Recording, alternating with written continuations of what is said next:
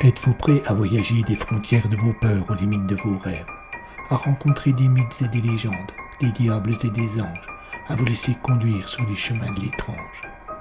Arcanum Fabulas. Saison 7.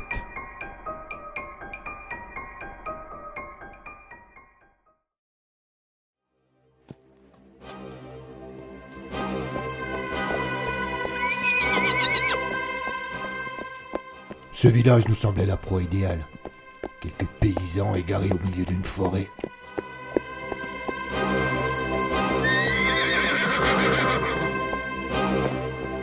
Après avoir passé le printemps et l'été à piller, après avoir défait les armées du roi à l'automne, nous aspirions à nous reposer au cours de l'hiver.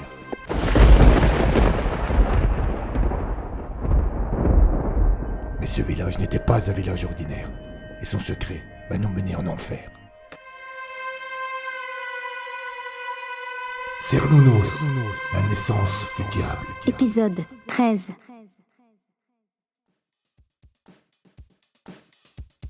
Par miracle, nous arrivâmes près des chevaux sans incident.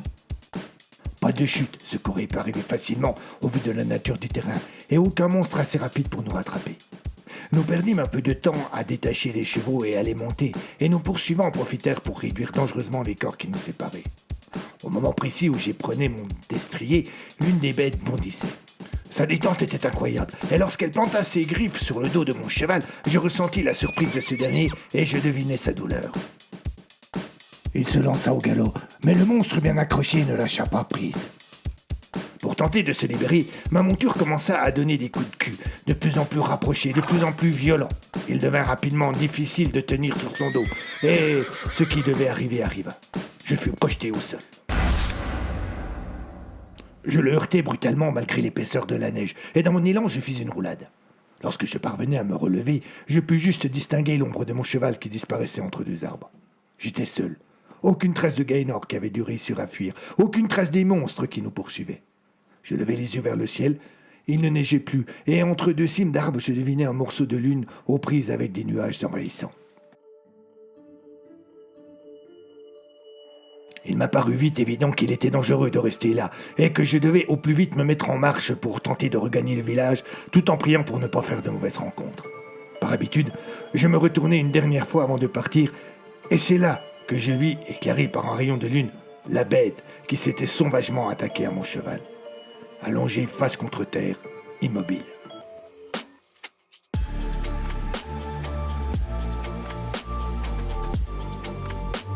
Le bougre d'animal avait réussi à s'en débarrasser en même temps que de son cavalier, mais visiblement, l'atterrissage avait été plus violent pour elle. J'hésitai un instant sur la conduite à tenir, m'en approcher ou m'enfuir. La curiosité fut plus forte.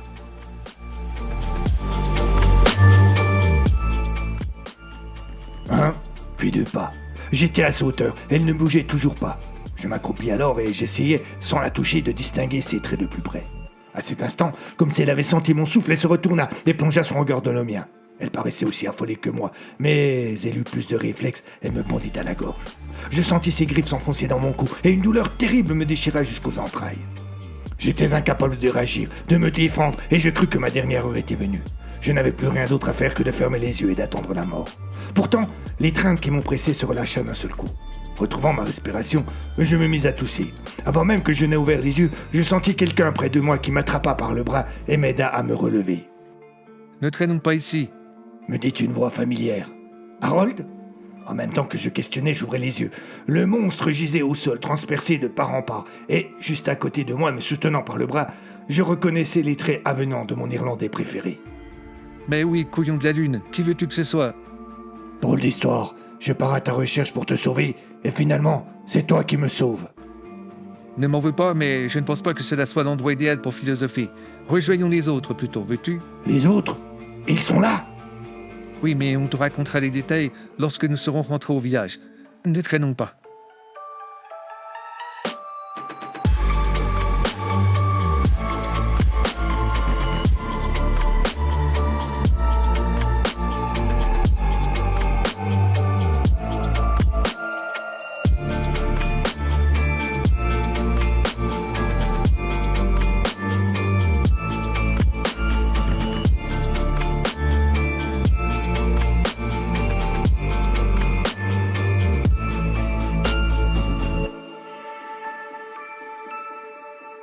Harold, Claudius et leurs hommes avaient été pris au piège par les mêmes créatures que celles qui nous avaient attaqués.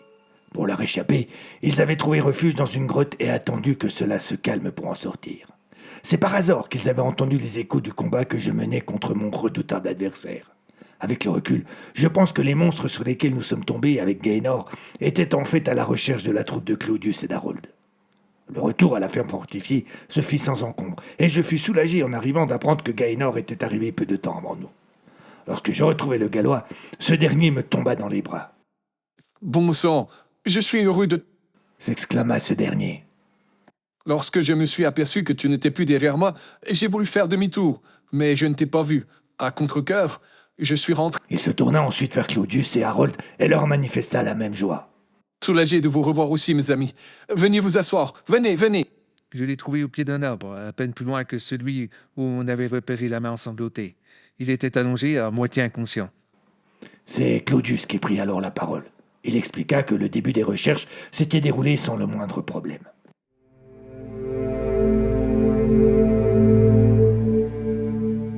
Nous nous sommes rendus au pied de la falaise, près du chemin qui menait à la grotte. Harold a voulu aller s'assurer que cette dernière était toujours vide et que le vieux fou n'y était pas revenu.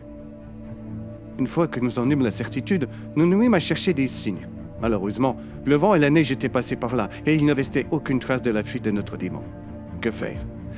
Comme nous avions une vague idée de la direction qu'il avait pris pour disparaître, nous avons décidé de la suivre dans l'espoir incertain de retrouver un élément quelconque.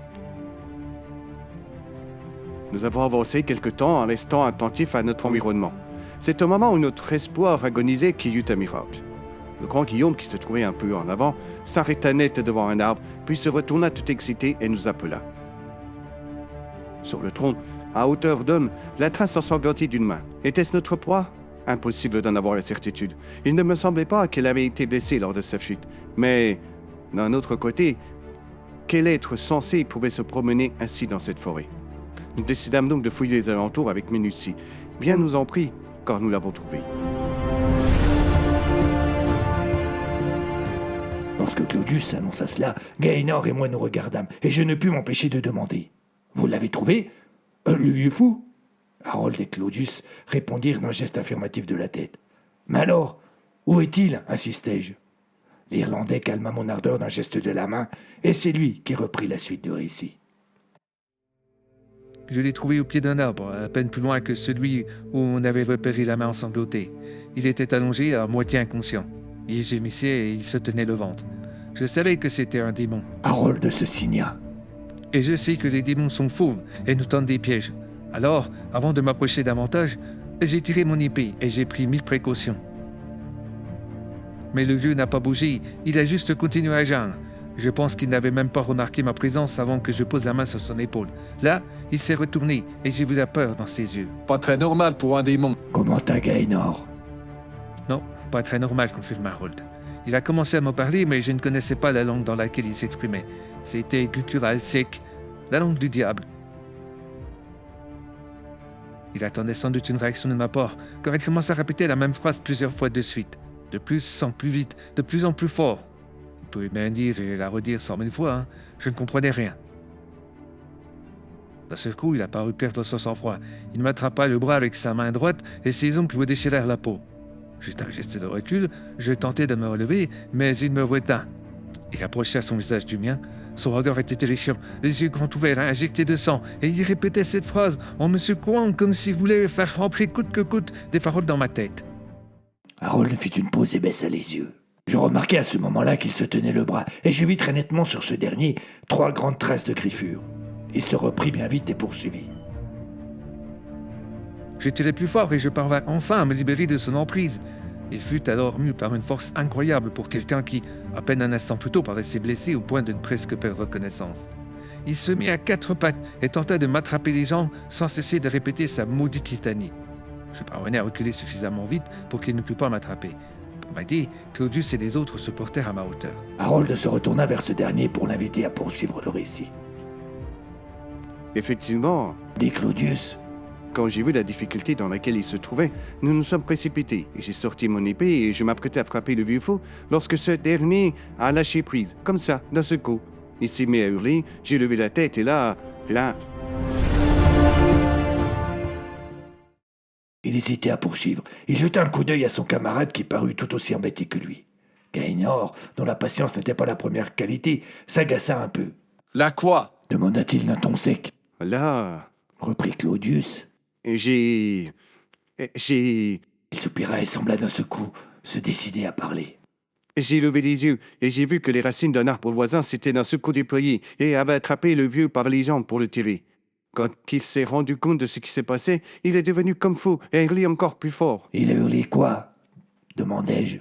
On ne comprenait rien, mais je dirais que c'était un appel au secours. « Cette histoire est stupide. S'exclama Thomas. Vous avez mal vu. » Oh non, on a très bien vu. Répondit Harold. Et ce n'est pas tout. Compléta Claudius. La suite nous laissa sans voix.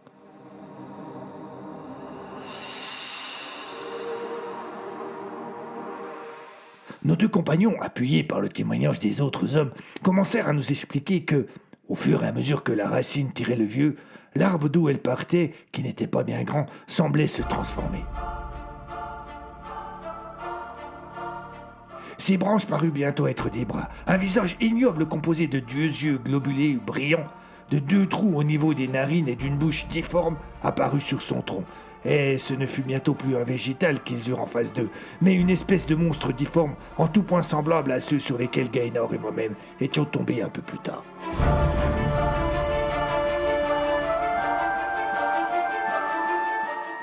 Je n'ai pas réfléchi, Nous avoua alors Harold. et j'ai fait tournoyer mon épée avant de la battre sur la racine qui retenait le vieux. Mon idée, c'était ensuite d'attraper le fou par le bras et d'aller nous mettre à l'abri. Mais je n'ai pas eu le temps. Le monstre végétal s'est mis à hurler de douleur, et il a jeté sur moi un regard terrifiant. Il s'était totalement détaché du sol, et sans problème, il a bondi jusqu'à moi. Nous nous sommes battus, roulant d'un côté puis de l'autre. J'avais l'impression que mes coups n'avaient aucun effet sur lui. Son corps était dur et fraîche. Il n'avait plus du tout l'apparence du bois. C'était désormais une peau grisâtre qui dégageait une bien étroite odeur. Rapidement, j'ai eu l'impression de ne pas avoir le dessus. Je sentais ses mains m'entourer le cou et commencer à serrer de plus en plus fort.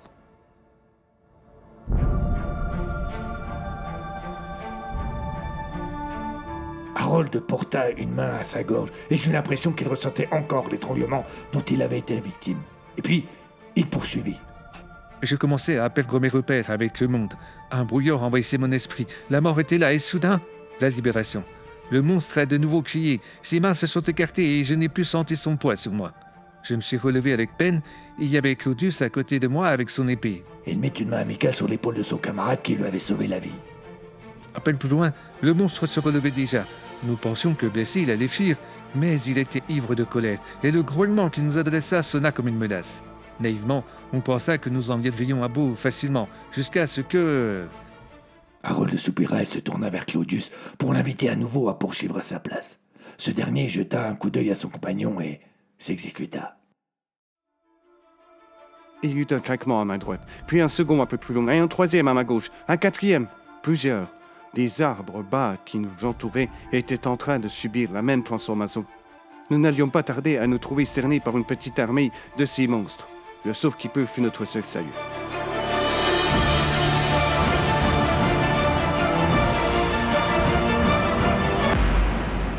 Le petit groupe avait donc fui à travers bois, poursuivi par une dizaine des bêtes inconnues. Il en avait oublié le vieux fou qui avait disparu sans demander son reste.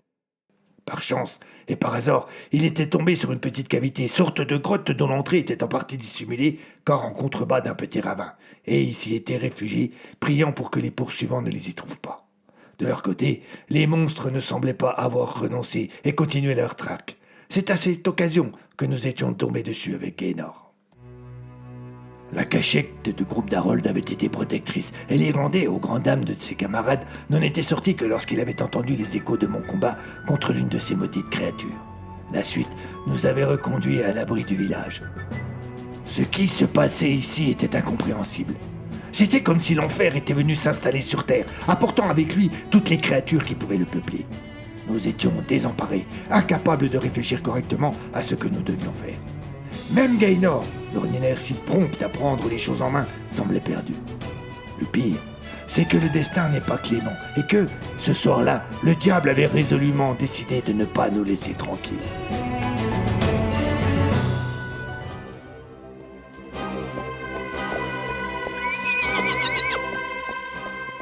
ce village n'était pas un village ordinaire.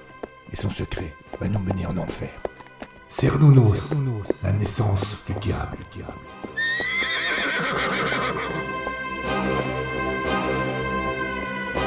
À suivre.